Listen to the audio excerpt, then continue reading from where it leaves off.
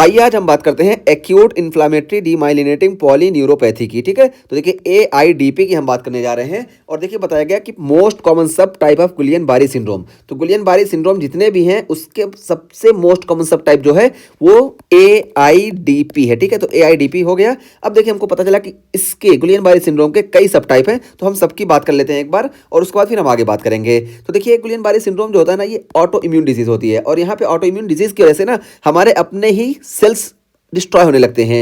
कहीं पे Schwann cell destroy होते हैं और कहीं पे एक्सॉन्स डिस्ट्रॉय होते हैं। तो देखिए श्वान सेल अगर डिस्ट्रॉय हो रहे हैं तो ये पता चला कि इनका काम माइलिनेशन होता है। जब ये डिस्ट्रॉय होंगे तो हमको डीमाइलिनेशन देखने को मिलेगा। और एक्सॉन अगर डिस्ट्रॉय हो रहा है तो हमको पता है कि न्यूरॉन से डिस्ट्रॉय हो रहे हैं, इस वजह से भी हमको मोटर और सेंसरी पैरालिसिस देखने को मिलेगी। ठीक है, तो ये चीज हुई। अब देखिए यहाँ पे बताया गया कि जीबीएस के जो 4 टाइप है एआईडीपी हम बात करने वाले हैं डिटेल में। बस ये डीमाइलिनेटिंग डिजीज है और यहाँ पे एंटीबॉडी जो बनती है एंटी-GM1 एंटीबॉडी का फॉर्मेशन होता है।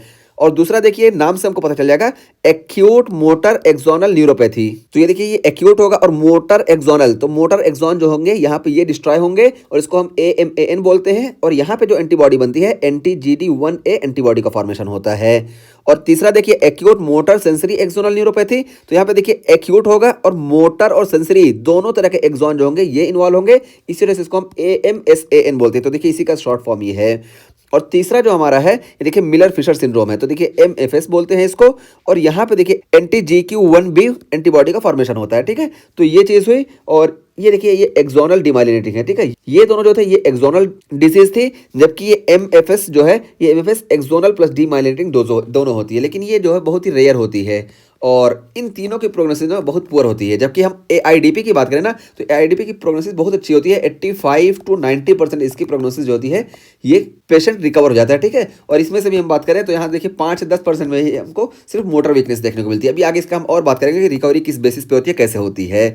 और ये मिलर फिशर सिंड्रोम के बारे में देखिए बताएं कि यहाँ पे हमको क्रेनियल नर्व 3rd, 4th और 6th का इन्वॉल्वमेंट देखने को मिलता है। इस वजह से इसमें हमको देखिए ये ट्रायड देखने को मिलता है, ऑप्थेल्मोप्लेजिया, एटेक्सिया और एरिफ्लेक्सिया, ये ट्रायड हमको देखने को मिलता है मिलर फिशर सिंड्रोम में। और इस ट्रायड से देखिए हमको एक चीज़ और याद आ गया कि हमको सेम ट्रायड इसी तरह का देखने को मिलता है, ऑप्थेल्मोप्लेजिया देखने को मिलेगा, एटेक्सिया देखने को मिलेगा और कंफ्यूजन देखने को मिलता है। अब बताइए किस में देखने को मिलता है, जल्दी जल्दी बताइए। ये हमको देखने को मिलता है B1 की डिफिशिएंसी में। डिजीज का नाम बता दीजिए। वर्निकीज इंसेफेलोपैथी। ठीक है, तो इसमें हमको देखने को मिलता है। तो यहाँ पे देखिए सिर्फ कंफ्यूजन और यहाँ पे एरिफ्लेक्सिया है। तो देखिए दोनों के ट्रायड जो है बिल्कुल मिलते जुलते हैं, इस वजह से हम यहाँ पे बता दिए। और ये MFS जो होता है ये रेयर होता है, जो सारे है ना इसमें से रेयरेस्ट ये है और मोस्ट कॉमन हमारा AIDP है। तो अब आइए हम AIDP के बारे में बात कर रहे हैं। तो देखिए क्या होगा कि अच्छा नाम में देखिए ये एक्यूट है ना, तो पता चला कि ये एक्यूट होना चाहिए। तो एक्यूट का मतलब कि 4 हफ्ते से कम टाइम में इसके सिम्टम हमको देखने को मिल जाएंगे। ठीक है, 4 हफ्ते से कम टाइम में अगर हमको सारे सिम्टम इसको देखने को मिल रहे हैं तो ही इसको हम एक्यूट बोलेंगे। अगर ये 8 हफ्ते से ज्यादा का टाइम लग रहा है ना तो इसको हम बोल देते हैं क्रोनिक इन्फ्लामेटरी डीमाइलिनेटिंग पॉलीन्यूरोपैथी। तो ये CIDP जो है ये AIDP से बिल्कुल अलग है, इसकी बात हम नहीं कर रहे हैं, हम AIDP की बात करें। ठीक है, तो AIDP एक्यूट इन्फ्लामेटरी तब बोलेंगे जब ये 4 हफ्ते से कम टाइम में हो जाएगा। और उसके बाद देखिए इसमें होता क्या है कि ये ऑटो इम्यून कंडीशन है जो कि डिस्ट्रॉय कर देती है हमारे श्वान सेल्स को। जब श्वान सेल को ये डिस्ट्रॉय करेगी तो श्वान सेल्स ये माइलिनेशन कराते हैं पेरिफेरल न्यूरॉन्स का। तो जब ये डिस्ट्रॉय होगा तो हमको डीमाइलिनेशन देखने को मिलेगा पेरिफेरल न्यूरॉन्स का। तो यही यहाँ बताया गया कि auto immune condition that destroy Schwann cells via inflammation की वजह से। ठीक है, and demyelination of motor fibres. तो यहाँ पे पेरिफेरल में जो मोटर फाइबर है इनका भी डीमाइलिनेशन देखने को मिलेगा और पेरिफेरल में जो हमारे सेंसरी फाइबर्स हैं इनका भी हमको डीमाइलिनेशन देखने को मिलेगा। और पेरिफेरल नर्व्स जो है ना इंक्लूडिंग क्रेनियल नर्व इनका भी हमको डीमाइलिनेशन देखने को मिलेगा। ठीक है, तो क्रेनियल नर्व का भी हमको डीमाइलिनेशन देखने को मिलेगा और likely facilitated by molecular mimicry and triggered inoculations और स्ट्रेस। तो देखिए बताया गया autoimmune condition that destroy Schwann cells via inflammation and demyelination of motor fibre, sensory fibres, peripheral nerves including cranial nerve 3rd to 12th। तो यहाँ पे देखिए हमको ये श्वान सेल डीजनरेट होते दिखाई देंगे। अब जब श्वान सेल डीजनरेट होते दिखाई देंगे तो पेरीफेरी में जितने भी मोटर नर्व होंगे ये भी हमको डीमाइलिनेशन इनका देखने को मिलेगा, जितनी सेंसरी नर्व होंगे इनका भी हमको डीमाइलिनेशन देखने को मिलेगा और जो दूसरी पेरिफेरल नर्व है ना इनका भी, जैसे क्रेनियल नर्व जो है इनका भी हमको डीमाइलिनेशन देखने को मिलेगा। तो वही है, इसी वजह से ये सारे डिस्ट्रॉय होंगे। तो इसी वजह से इन सबका डीमाइलिनेशन होगा। तो देखिए demyelination of motor fibres, sensory fibres और पेरिफेरल नर्व्स का भी डीमाइलिनेशन देखने को मिलेगा। और पेरिफेरल नर्व्स में बता दिया गया कि including cranial nerve 3rd to 12th। तो 3rd to 12th cranial nerve भी इन्वॉल्व होंगी। ठीक है, तो 3rd क्रेनियल नर्व से लेकर 12th तक इन्वॉल्व होंगी। और इसमें AIDP में ना मोस्ट कॉमनली हमारे 7th क्रेनियल नर्व और 3rd क्रेनियल नर्व इन्वॉल्व होती है। तो इन्वॉल्व तो सब होंगे लेकिन मोस्ट कॉमनली 3rd और 7th क्रेनियल नर्व इन्वॉल्व होती है। उसमें भी 7th है सबसे ज़्यादा इन्वॉल्व होती है। ये चीज़ हुई। और उसका फिर देखिए क्या है, क्यों होता है, तो likely facilitated by molecular mimicry and triggered by inoculation और स्ट्रेस। तो क्यों होता है, तो यहाँ पे मॉलिक्यूलर मिमिक्री देखने को मिलती है। तो मॉलिक्यूलर मिमिक्री हम बात करते हैं रोमेटिक फीवर वगैरह से ही, कि यहाँ पे जो एंटीबॉडी बनती है अगेंस्ट फॉरेन एंटीजन, ये एंटीबॉडी बन जाती है हमारे सेल्फ एंटीजन के अगेंस्ट भी। तो हमारे श्वान सेल के अगेंस्ट एंटीबॉडी का फॉर्मेशन हो जाता है। इस वजह से हमको इन्फ्लामेशन और डीमाइलिनेशन देखने को मिलता है। ठीक है, तो श्वान सेल डिस्ट्रॉय होंगे, इस वजह से इन्फ्लामेशन होगा और इसी वजह से डीमाइलिनेशन देखने को मिलेगा। तो सारे फाइबर्स यहाँ पे अफेक्ट हो जाएंगे पेरिफेरल नर्व के।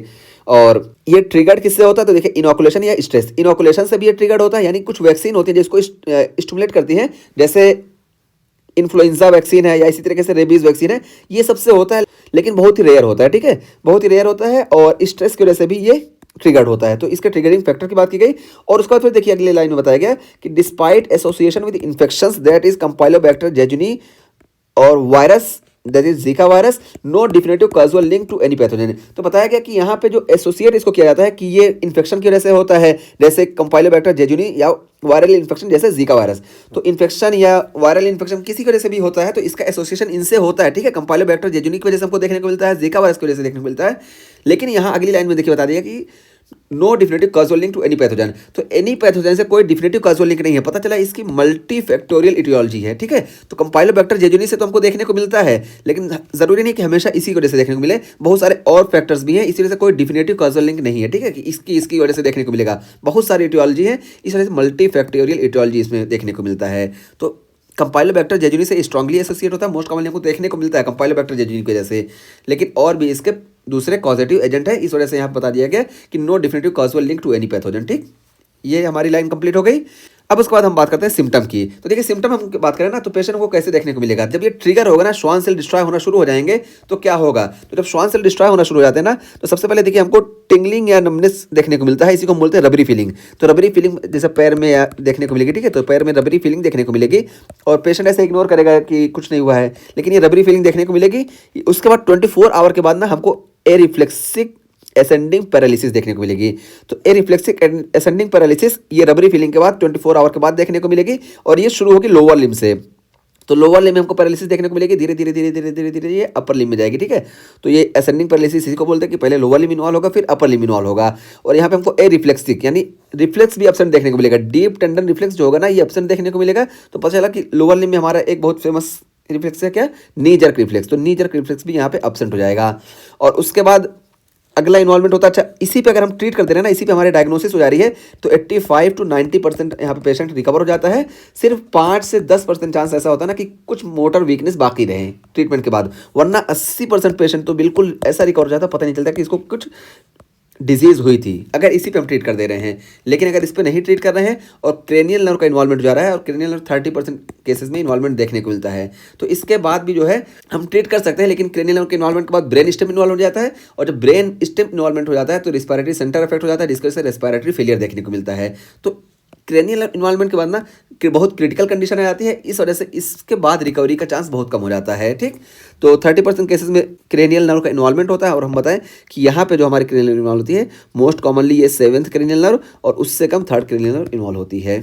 और ये सब हमको बाद में देखने को मिलता है, और अगर ये सब देखने को मिला तो बहुत ही फेटल कंडीशन हो जाती है। और यहाँ पे हमको एएनएस सिम्टम भी देखने को मिलते हैं, एएनएस इन्वॉल्वमेंट भी अगर देखने को मिले तब भी फेटल कंडीशन हो जाएगी। एएनएस इन्वॉल्वमेंट में जैसे हाइपरटेंशन, हाइपोटेंशन और एरिथमिया वगैरह देखने को मिलता है, अभी हम सब बात करते हैं। ठीक है, तो ये हमारा पूरा टाइमलाइन हो गया। अब देखिए हम यहाँ पे यही बताते हैं। तो देखिए क्या होगा कि result in symmetric ascending muscle weakness, तो सिमेट्रिक एसेंडिंग मसल वीकनेस या पैरालिसिस देखने को मिलेगी। तो ये बताया देखिए यहाँ पे कि ए रिफ्लेक्सिक एसेंडिंग पैरालिसिस देखने को मिलेगी, और ये जो कि ये सिमेट्रिक होगी। और क्या है कि डिप्रेस्ड या एब्सेंट डीप टेंडन रिफ्लेक्स। ठीक है, तो डीप टेंडन रिफ्लेक्स जो होगा ना, ये डिप्रेस होगा या एब्सेंट होगा। हम बताएं ना नीजर रिफ्लेक्स का एग्जांपल देखें कि ये एब्सेंट होगा। और बिगिनिंग इन लोअर एक्सट्रीमिटीज, देखिए लोअर एक्सट्रीमिटीज से शुरू होंगे। तो सारी चीज़ें जो हम बताए यहाँ पे कि लोअर टू अपर यानी एसेंडिंग पैरालिसिस देखने को मिलेगी, यही यहाँ पे बता दिया गया इस लाइन में कि result in symmetric ascending muscle weakness या paralysis and depressed absent deep tendon reflex beginning in lower extremities. और उसके बाद फिर देखिए यहाँ पे क्या है, facial paralysis usually bilateral and respiratory failure are common. तो देखिए यहाँ पे फेशियल पैरालिसिस हमको देखने को मिलेगी। और हम बताया ना कि 30% केसेस में ऐसा होता है, तो 30% केसेस में फेशियल पैरालिसिस देखने को मिलेगी और उसके बाद फिर यहाँ पे रेस्पिरेटरी फेलियर हमको देखने को मिलेगा। ठीक है, तो यही यहाँ पे बताया गया कि facial paralysis usually bilateral and respiratory failure are common. जब फेशियल पैरालिसिस होगी तो यहाँ पे रेस्पिरेटरी फेलियर कॉमन हो जाता है। तो अगर रेस्पिरेटरी फेलियर होता है तो हमको पता है कि इस पर हम मैनेज नहीं कर पाए तो फौरन डेथ हो जाएगी और हमको यहाँ पे वेंटिलेटर सपोर्ट फौरन देना होता है। और में सी ऑटोनोमिक डिसरेगुलेशन, हमको ऑटोनोमिक डिसरेगुलेशन देखने को मिलेगा, जैसे कार्डियक इरेगुलरिटीज हम बात की कि कार्डियक रिदमी हमको देखने को मिलेगा, हाइपरटेंशन, हाइपोटेंशन, ये सब देखने को मिलता है। और सेंसरी एबनॉर्मलिटीज भी हमको देखने को मिलेंगी। देखिए हमको मेनली क्या देखने को मिली, मेनली हमको मोटर पैरालिसिस देखने को मिली, लेकिन सेंसरी पैरालिसिस भी हमको देखने को मिलेगी, क्योंकि यहाँ पे देखिए हम शुरू में बताया कि सेंसरी फाइबर्स भी यहाँ पे इन्वॉल्व होते हैं और इनका भी डीमाइलिनेशन होता है। और उसके बाद फिर देखिए क्या है, most patient survive with good functional recovery. तो देखिए मोस्ट पेशेंट जो होते हैं ये सर्वाइव कर जाते हैं और बताए 85 to 90% पेशेंट सर्वाइव कर जाते हैं और फंक्शनल रिकवरी जो हो जाती है 80% में जाती है। 80% बिल्कुल पता ही नहीं चलता है, जो कि 5 से 10% में मोटर वीकनेस हमको देखने को मिलती है। लेकिन अगर हम इस स्टेज पे डायग्नोज कर लें, इस पे या इसके अर्ली पे, ठीक है, तब। और उसके बाद फिर देखिए यहाँ पे हम फाइंडिंग की बात करें तो देखिए सीएसएफ में हमको ना प्रोटीन ज़्यादा देखने को मिलेगा और नॉर्मल सेल काउंट देखने को मिलेंगे। इसी को हम बोलते हैं एल्ब्यूमिनोसाइटोलॉजिक डिसएसोसिएशन। तो एल्ब्यूमिनोसाइटोलॉजिक डिसएसोसिएशन हमको देखने को मिलेगा, लेकिन ये 7 दिन के बाद देखने को मिलता है। अगर 7 दिन से पहले हम इसको देखेंगे ना तो ये हमको मोस्टली एब्सेंट देखने को मिलता है। इस वजह से इससे हम बहुत ज़्यादा फाइंडिंग नहीं कर पाते हैं। इसी वजह से यहाँ पे हमको नर्व कंडक्शन स्टडी करना पड़ता है। ठीक है, तो नर्व कंडक्शन स्टडी से हमको पता चल जाता है। और उसके बाद फिर देखिए अगली लाइन में बताया गया कि respiratory support is critical until recovery. तो जब तक रिकवरी ना हो जाए तब तक रेस्पिरेटरी सपोर्ट देना पड़ता है, क्योंकि रेस्पिरेटरी पैरालिसिस यहाँ हो जाती है। इस वजह से यहाँ पे बताया गया कि respiratory support is critical until recovery, तो ये क्रिटिकल होगा। और फिर यहाँ पे देखिए ट्रीटमेंट का हमको बताया गया डिजीज मॉडिफाइंग ट्रीटमेंट हमको करना पड़ेगा। तो देखिए इसमें क्या होता है कि या तो हम प्लाज्मा एक्सचेंज करें या तो आईवी इम्यूनोग्लोबुलिन हम देंगे। ठीक है, तो हमारे पास ये 2 ही ऑप्शन होता है। यहाँ पे ड्रग्स का कोई रोल नहीं होता है। अगर हम चाहें कि स्टेरॉइड से हम ठीक कर दें तो स्टेरॉइड का यहाँ पे कोई रोल नहीं होता है। ठीक है, तो हमको प्लाज्मा एक्सचेंज या तो करना पड़ेगा या तो आईवी इम्यूनोग्लोबुलिन देना पड़ेगा। तो आईवी इम्यूनोग्लोबुलिन में देखिए हम डोज बता दिए 0.4 ग्राम पर केजी फॉर 5 डेज। तो ये हम आईवी इम्यूनोग्लोबुलिन की डोज देते हैं और यही हमारे लिए ट्रीटमेंट ऑफ चॉइस होता है। ठीक है, या तो प्लाज्मा एक्सचेंज करें या तो ये करें। तो ये हो गए हमारे, और इस तरीके से हमारा ये AIDP का टॉपिक कंप्लीट हुआ। AIDP में हमने बात क्या किया कि इसके 4 टाइप होते हैं, यानी गुलियन-बारी सिंड्रोम के 4 टाइप होते हैं। उसमें से मोस्ट कॉमनली हमारा AIDP होता है और लीस्ट कॉमन हमारा MFS होता है। और MFS में हमको ट्रायड देखने को मिलता है जो वर्निकीज के बिल्कुल सिमिलर होता है, बस यहाँ पे एरिफ्लेक्सिया की जगह वहाँ पे कन्फ्यूजन आ जाती है। ये एक्स्ट्रा पॉइंट बताए। और यहाँ पे बताया कि ये ऑटो इम्यून डिजीज होती है, इसमें श्वान सेल्स डिस्ट्रॉय हो जाते हैं, जिसकी वजह से हमको पेरिफेरल न्यूरॉन्स के डीमाइलिनेशन देखने को मिलता है। इसमें सेंसरी फाइबर भी अफेक्ट हो सकते हैं, मोटर फाइबर भी अफेक्ट हो सकते हैं और पेरिफेरल नर्व भी इन्वॉल्व होती हैं, जैसे cranial nerve 3rd to 12th, तो ये सब इन्वॉल्व होती हैं। तो क्रेनियल नर्व तक ठीक था, लेकिन यहाँ पे ब्रेन स्टेम भी जब बाद में इन्वॉल्व हो जाता है तो रेस्पिरेटरी फेलियर देखने को मिलता है। ये चीज़ हुई। और इसके एसोसिएशन की बात की गई कि ये कंपाइलोबैक्टर जेजुनी से एसोसिएट होता है और वायरस, और उसमें जीका वायरस से एसोसिएट होता है। और इसके अलावा ये वैक्सीन से भी ट्रिगर होता है और स्ट्रेस से भी ट्रिगर होता है। लेकिन इन सब के अलावा बहुत सारे इसके और दूसरी इटियोलॉजी है, इस वजह से इसको हम डिफिनेटिव कॉजल लिंक किसी पैथोजन के लिए नहीं बता सकते। तो ये मल्टी फैक्टोरियल इटियोलॉजी होती है इसकी। लेकिन मोस्ट कॉमनली जो हम एक बार फिर से फोकस कर रहे हैं कंपाइलोबैक्टर जेजुनी। ठीक, ये चीज़ हुई। और यहाँ पे हमको देखिए सिमेट्रिक एसेंडिंग मसल वीकनेस या पैरालिसिस देखने को मिलेगी। और यहाँ पे देखिए हमको डीप टेंडन रिफ्लेक्स जो होगा ये एब्सेंट देखने को मिलेगा और ये शुरू होता है लोअर एक्सट्रीमिटी से, इसी वजह से इसको असेंडिंग मसल पैरालिसिस बोलते हैं। और रेस्पिरेटरी फेलियर भी इसमें हमको देखने को मिलता है और ऑटोनोमिक सिम्टम भी हमको इसमें देखने को मिलते हैं। ठीक है, और सेंसरी एबनॉर्मलिटीज तो देखने को मिलेंगे ही, हम शुरू में ही बता के आए हैं। और यहाँ पे पेशेंट जो होते हैं इनकी रिकवरी बहुत अच्छी होती है। ठीक है, तो रिकवरी हम बता 85 to 90% रिकवरी देखने को मिलती है। और यहाँ पे हमको एल्ब्यूमिनोसाइटोलॉजिक डिसएसोसिएशन देखने को मिलता है, लेकिन 7 दिन के बाद देखने को मिलता है। और दूसरा बताया गया ट्रीटमेंट में कि प्लाज्मा एक्सचेंज या तो आईवी इम्यूनोग्लोबुलिन हम इसमें ट्रीटमेंट में करते हैं और स्टेरॉइड का इसमें कोई रोल नहीं होता है।